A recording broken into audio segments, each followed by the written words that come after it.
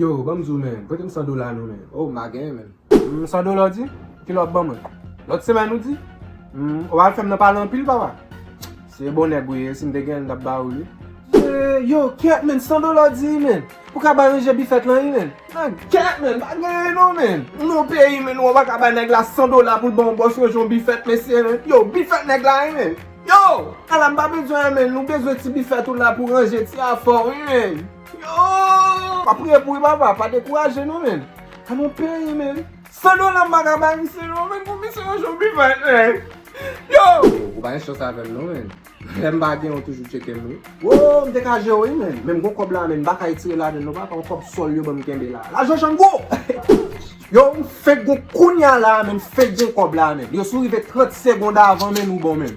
30 seconda avan, fek gon kob la.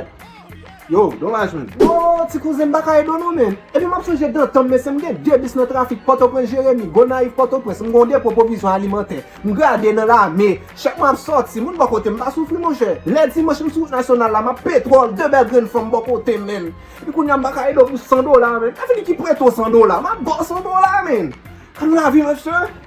Ma prête au li mais à 400%. A quoi ça pas comprendre nan la mon cher, ma prête au $100. Là après maintenant on va prendre $400. Eh mais ok, bah vous va d'accord. Oh, $100, quête ma gain non. Mais t'allez mamjou. Konon moun, t'allez. Midi là, je vois m'te pas faire un business là.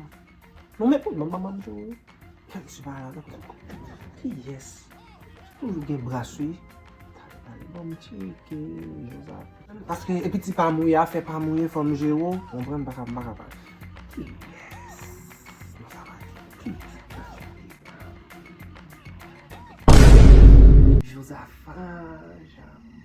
Yo, gen lo pa jen moun nan men, gen la pito male men. Non, mabjou moun chè, moun di mabjou. Mgo gen menm ki te moun la, ba mwen. El te vivan, el te tou pre kom se, ba mwen lè l mwen si mabjou.